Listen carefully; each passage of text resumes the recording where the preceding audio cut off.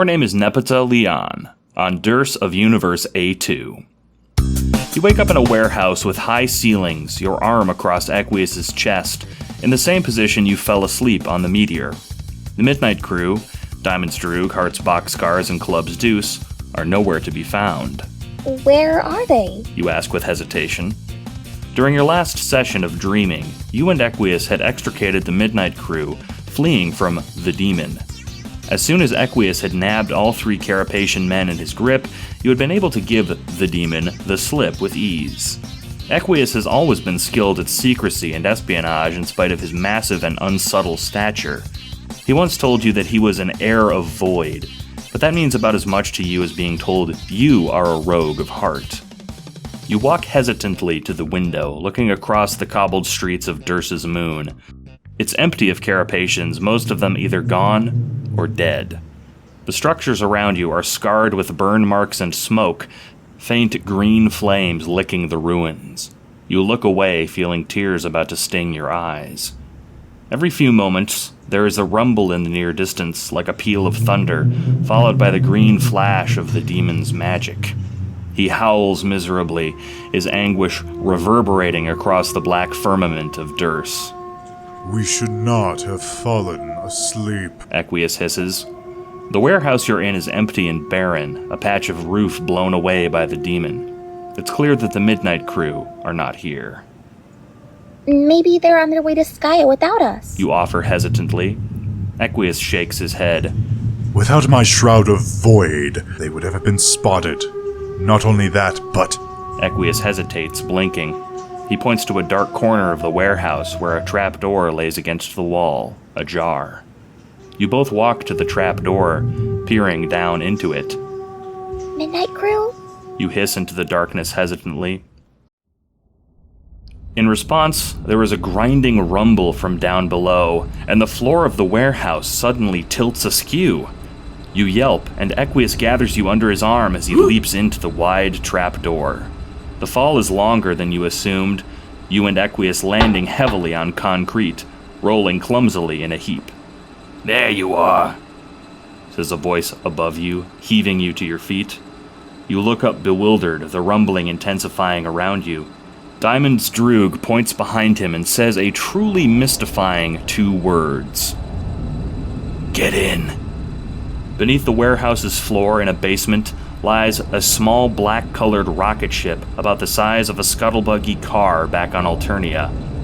Hearts and Deuce are already piling into the rocket as the floor of the warehouse opens up, as does the roof high above, revealing black sky and a view of Skya miles away.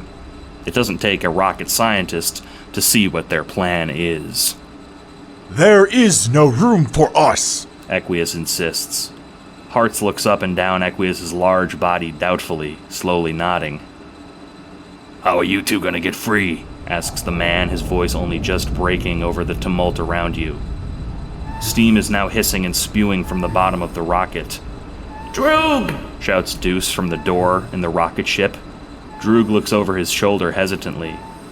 We shall simply... Equius stammers, his jaw clenching. You place a hand on his arm, calming him. Droog looks down at you solemnly. Your eyes meet, Diamonds Droog. You make a choice. He understands. There's no room in the rocket, and there's no chance the demon won't see it. "You'll die," Droog says simply. We've got extra lives, You reply. Saying this makes you no braver.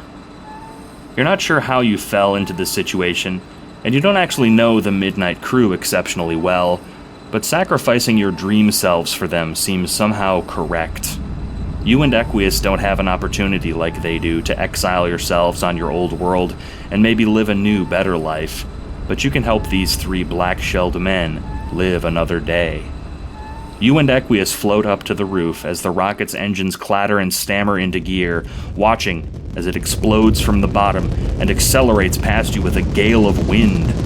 Equius holds your waist, but you're both sent toppling head over heels as the rocket careens into the distance towards Skya, trailing smoke. He noticed, You say, guiding Equius' eyes to a green light above Dursa's spires. You and Equius begin to fly, intercepting the demon mid-flight. You are no longer Nepeta Leon. Your name is Diamond's Droog. The rocket is cramped. Technically, there is room for 4 inside, but Hearts takes up 2.5 on his own, and while Deuce is small, he's wide. This leaves you squeezed against the round porthole looking back towards Durst. They stayed behind for us? Asks Deuce with overflowing remorse. You nod. In the distance, a green glint shines above Durst, 2 tiny figures clashing within the shrinking form of the demon. We still don't know if we're gonna make it, you say solemnly. Even if we do get to Skya, there's a good chance we'll just end up smashing to bits on its surface instead of making it into a portal. The demon's flashes intensify, and the 2 tiny dots of Equius and Nepeta suddenly vanish like soot wiped away from a black countertop, like they were never there. Idiots, you say, turning away. All they did was buy us a sliver of a chance. You 3 sit in silence as the rocket rumbles beneath you. Wherever Slick got this hunk of junk from, you think he should get a refund. Turning back to the porthole, you see green electricity arcing from the now microscopic demon, his silent screams chilling you to your core as energy builds in the distance. Durst is now the size of a quarter, its moon the size of a dime, your home reduced to 2 fragile dots. Then, with a flash so bright it fills the cockpit, Durst too is wiped away from the slick blackness of nothing. All that remains is Durst's moon, trailing away like an unmoored boat in a black pond. How close is Skya? You ask. Hearts looks out the window on his side. Skya's glow illuminates his face, and he makes a nervous shuffle in his seat. He doesn't answer. Instead, reaching to his side and squeezing Deuce's hand. Deuce, in turn, squeezes yours. This could be it, you say quietly. Skya's light envelops you like an overcharged light bulb, until in one instant, blackness.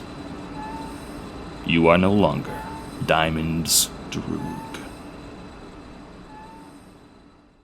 Your name is Feferi Pisces. At present, you are in a computer lab, sitting on a beanbag across from the robotic body of Aradia Megiddo, entirely motionless. Nearby, Solix is typing away.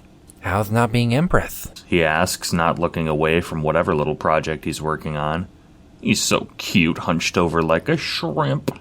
It's great. You admit enthusiastically. So many worries are just... You giggle. gone. Yeah, it was mostly bullshit anyway. He replies. Bullshit? You say, quirking a brow. How so? The caste system, to start with. He says. He clicks a window, minimizing it before stretching and turning to face you. You know Solix from your time on Durst, but spending time with him in the waking world is so much more fun. He's very reclusive, but he doesn't seem to mind you and Aradia being nearby, something you capitalize on regularly. He's also the only person who doesn't treat you differently, being the heiress, something you used to be peeved about, but now greatly appreciate.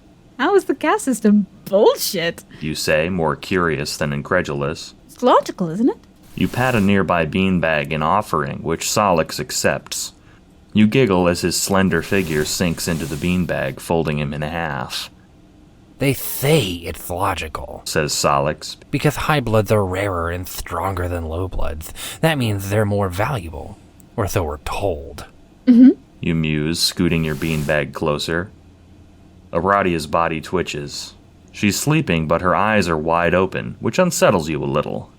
It's not true, though, is it? Being stronger, I mean. I'm a skinny guy, but I could go toe-to-toe with anyone. Solix squirms, trying to get comfy. You could? How?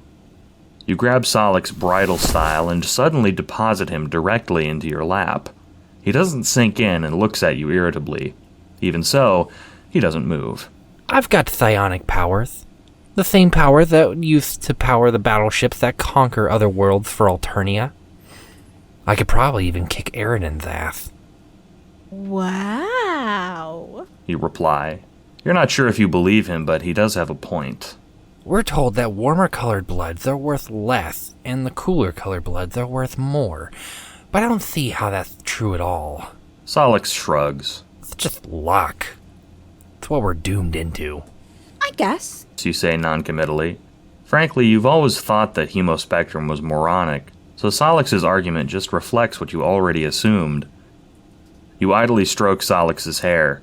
He clears his throat, clearly a little surprised at your forwardness. Until he tells you to stop directly, you're not going to. What's her deal? Asks Solix, clearing his throat, his cheeks blushing yellow. She's asleep. You say simply, looking at Aradia. She said her living dream body's on Durst and something's going on over there. The demon is probably gonna blow it up. Shrugs Solix. Just like Prospect. I guess it doesn't matter. We aren't going to be able to take our dream selves with us when we escape. You had a dream self on both planets, didn't you? Solix is so fascinating. His 4 horns, to his weird lisp, to his funny personality. You beam at him, which Solix frowns at. Yeah. He says, But it hardly matters. They're both going to die. I think I'm at peace with that. You nod, watching Aradia's motionless figure. What are you doing on the computer? Figuring out how this meteor works. Solix says. He straightens up a little, which strikes you as endearing, his voice shifting from uncertain and detached to interested and engaged. He loves his little computer things. We're going to be here a while, so I think we should know all we can. It looks like there's an engine in the depths that we can use to... Before Solix can continue rambling, you are both shocked out of the train of thought by Aradia suddenly sitting bolt upright and shouting. Solix! Aradia's synthetic voice commands. Solix jets out of your lap like a coiled spring. What? He says, trying to look nonchalant. Aradia looks at Solix, then at you. You smile knowingly, and Aradia stares impassively. You could swear you hear her snort in amusement, but the robot doesn't need to snort at all.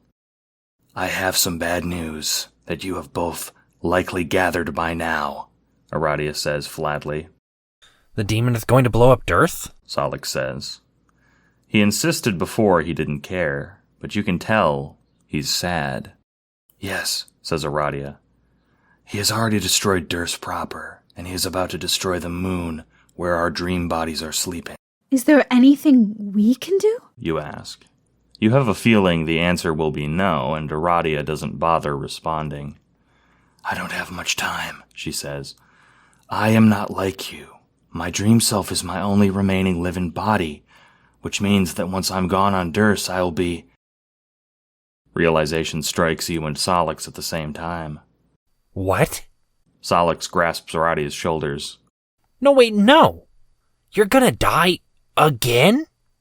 The air in the room solidifies as you stand behind Solix, hearing how desperate he is. But I was just getting to know you. You say, wringing your hands. I know, Aradia replies to both of you. She pauses motionless. If she were flesh and bone, perhaps she would have sighed. We will meet again. Aradia turns to you. Feferi, she says with as much urgency as her emotionless body can. After Durst is gone, we'll need somewhere else to dream. You'll need to talk things over with your family.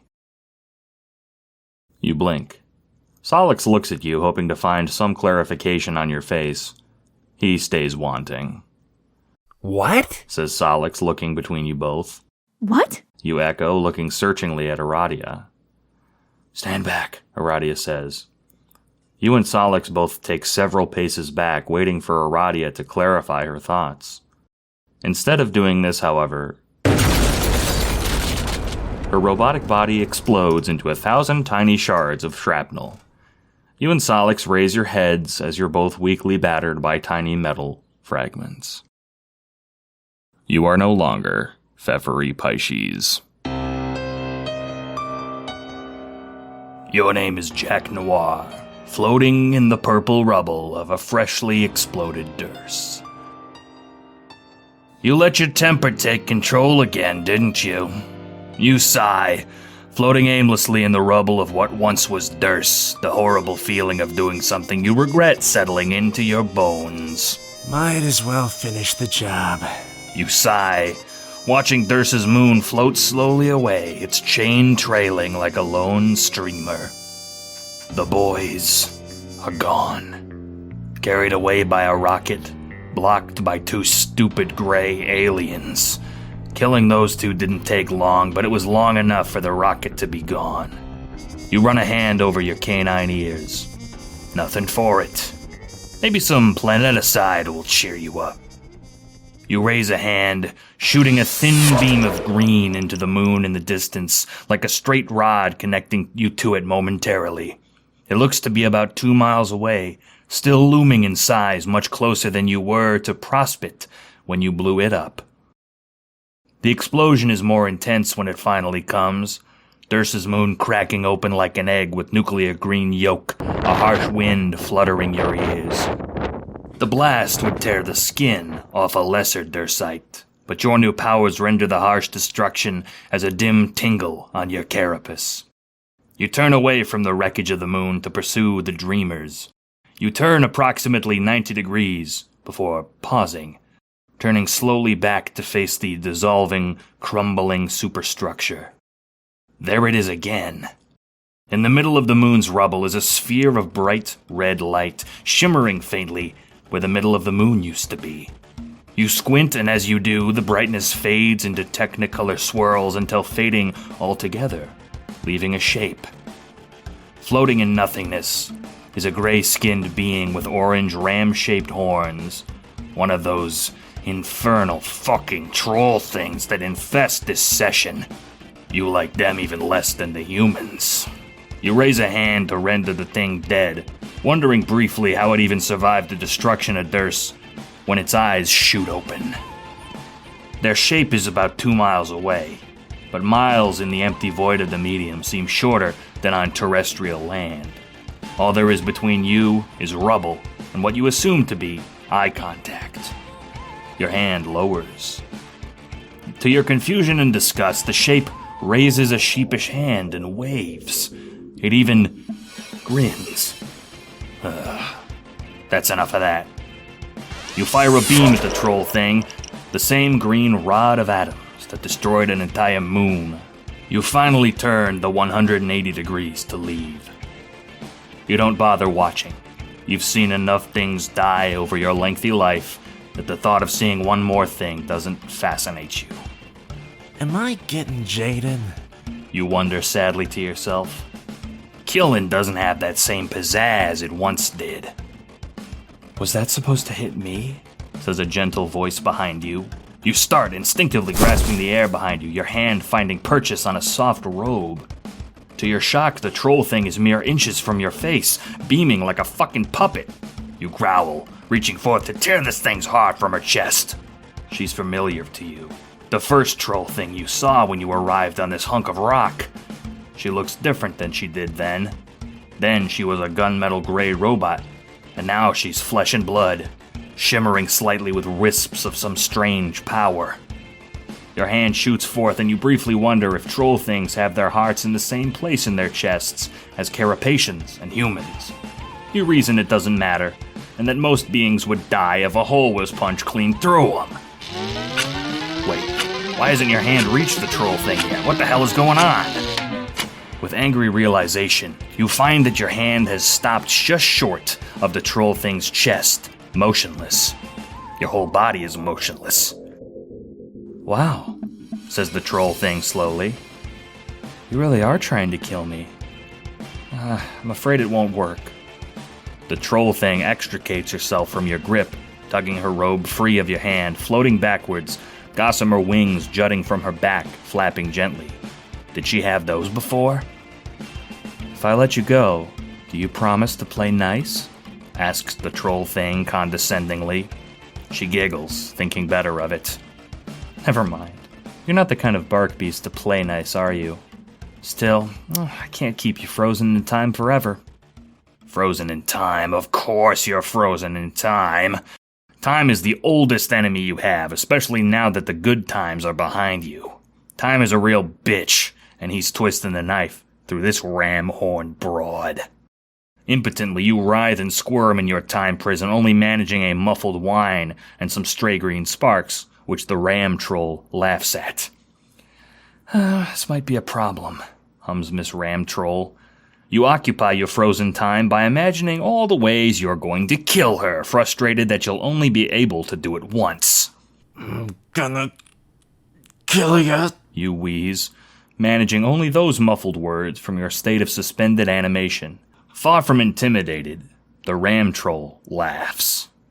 You can try, but it never sticks for me. It's been twice now. The Ram Troll beams at you, and you gaze blankly back. What is this bitch on about? You are vindicated in your hatred of trolls. You are no longer Bec Noir. Thank you for listening to Homestuck Alternate Universe. HSAU is sponsored by contributions from viewers like you. To learn more, go to patreon.com/funkmclovin. This episode was directed, recorded, and edited by Funk McLovin. The cast, in no particular order: AE as Terezi, articulately composed as Rose and Mom, Bucky as Carcat, Captain Lazar as Bec Noir, Eclipi as Gamzee and Equius, Janaya as Kanaya and Jade, Pokken as Tavros, Technically Dead as Solix, Harper as Vriska, Shrimp as Nepeta, and West as Feferi. Art by Sunny Dionysus, Gastro, and Clown's Kiss. Supplemental art by Funk McLovin based on characters by Andrew Hussie. Special thanks to Daft Class, Yo It's Crow, and Andrew Hussie. Homestuck Alternate Universe is not affiliated with What Pumpkin or Viz Media. To read Homestuck's original webcomic, please go to homestuck.com or bambosh.dev/unofficial-homestuck-collection. Thank you.